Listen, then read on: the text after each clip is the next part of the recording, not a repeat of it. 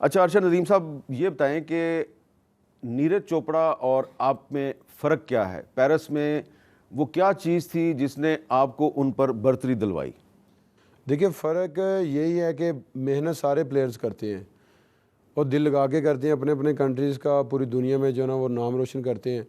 तो हमारी ये है कि हमने दिन रात मेहनत की है और हमने गोल सेट किया था। और मैं पहली दफ़ा जेवलिन में आया, मैंने गेम की, तो हमारे जो प्लेयर्स हैं वो मुझे कहते थे कि यार जो है ना बाहर जाए ना तो इतनी इतनी थ्रो होती है, तो हम लोग नहीं कर पाते। तो मैंने कहा इंशाल्लाह अब ये मैं इंशाल्लाह करूँगा और करके दिखाऊँगा, और अल्लाह ताला ने करवाया भी है मेरे से। तो बस वही ज़हन में बात बिठाई हुई थी कि यार हम भी कर सकते हैं अगर मेहनत करें तो वही अल्हम्दुलिल्लाह हुआ कि मैंने जो गोल सेट किया था, हमारे जो प्लेयर्स हैं उनकी मैंने बातें सुनी कि यार हम पता नहीं कर सकते हैं या नहीं कर सकते, लेकिन मैंने अल्हम्दुलिल्लाह करके दिखाया है कि हम भी अल्हम्दुलिल्लाह कर सकते हैं। तो बस वही मोटिवेशन थी मेरे लिए कि मैं लगा रहा, मेहनत करता रहा। जो मेरे कोचेज़ हैं उन्होंने अल्हम्दुलिल्लाह मुझे मेहनत करवाई, तो अल्लाह ताला ने हमें जो है ये। अच्छा, इसमें कोई कद काठ का भी फ़र्क पड़ता है? मसलन कुछ लोग कहते हैं आपके बाजू बहुत लंबे हैं, हाथ बहुत लंबे हैं, कद भी आपका ज़रा माशाल्लाह बहुत ऊंचा है, अल्लाह आपको नज़र बद से बचाए, तो इसका भी फ़र्क पड़ता है? आज बिल्कुल हाइट का भी बड़ा एडवांटेज होता है जेवलिन में। जैसे कि मैं साउथ अफ्रीका में मैंने ट्रेनिंग की थी, अभी इसी साल मैंने कोई 5 वीक मैंने ट्रेनिंग की।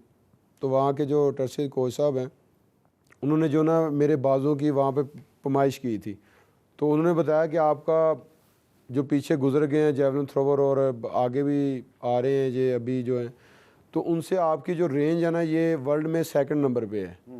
तो वहाँ से उन्होंने कहा कि आप माशाल्लाह ना बहुत बड़ी थ्रो कर सकते हैं, तो ये उन्होंने बताया था, तो वो भी एक मेरे लिए मोटिवेशन थी।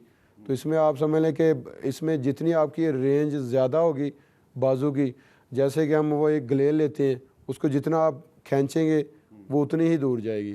तो ये भी समझ लें कि सेम वही है कि जितनी आपकी रेंज बाजू की ज़्यादा होगी तो फोर्स पीछे लगेगी, तो उसका बड़ा बेनिफिट होता है।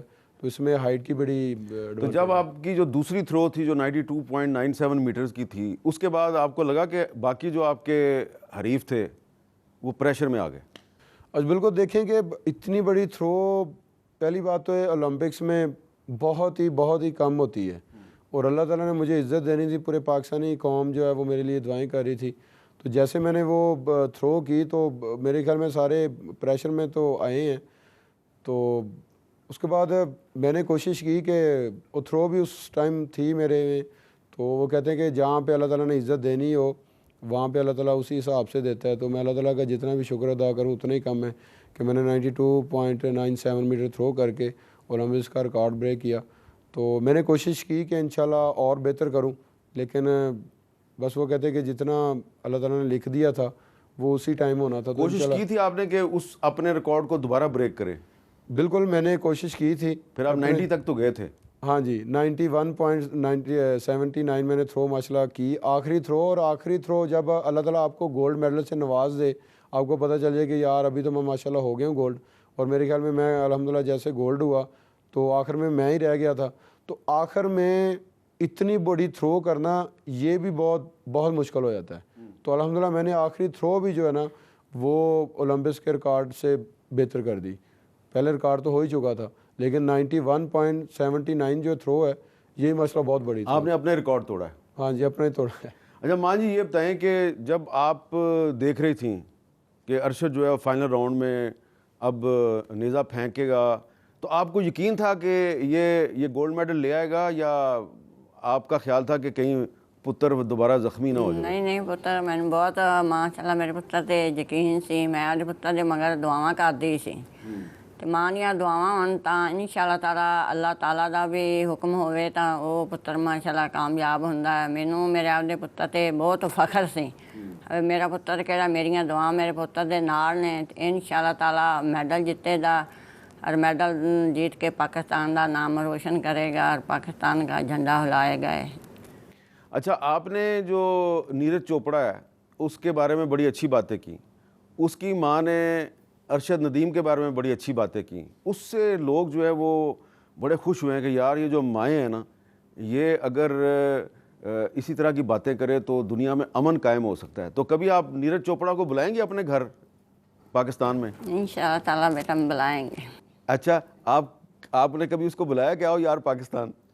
सर वो मसरूफियत ऐसी होती है कि कंपटीशन पे कंपटीशन आता है तो बात बस दुआ सलाम तक होती है। बस ट्रेनिंग के बारे में जब ट्रेनिंग कर रहे हूँ तो बस पूछा जाता है कि फ़िटनेस अच्छी है ये वो, तो इस बारे में कभी बात नहीं हुई, तो इंशाल्लाह कोशिश करेंगे। अच्छा, एक तो है ना, एक तो नीरज चोपड़ा की माँ ने आपके बारे में बड़ी अच्छी बातें की, लेकिन कुछ लोग होते हैं ना, अच्छे बुरे तो लोग हर मुल्क में होते हैं। तो जब आप उधर पेरिस में जब कंपटीशन के लिए पहुँचे तो हमने देखा इंडियन मीडिया पे कुछ लोग जो हैं वो बड़े उल्टे सीधे कमेंट कर रहे थे, तो आप तक पहुँचे वो कमेंट? आज बिल्कुल मैंने बहुत सारे कमेंट्स देखे, और बस क्या कह सकते हैं कि अल्लाह ताला ने बस इज़्ज़त देनी थी तो अल्लाह ताला ने इज़्ज़त दी है।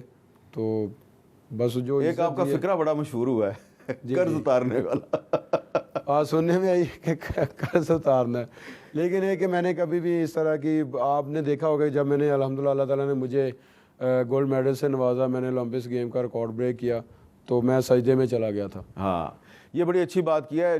किसी इंडियन ने कमेंट किया था कि ये अरशद नदीम साहब इधर आ गए हैं और ये इधर भी आके कर्ज मांगेंगे, लेकिन जब इन्होंने जीत लिया तो फिर किसी ने कहा भाई इसने तुम्हारा कर्ज उतार दिया है।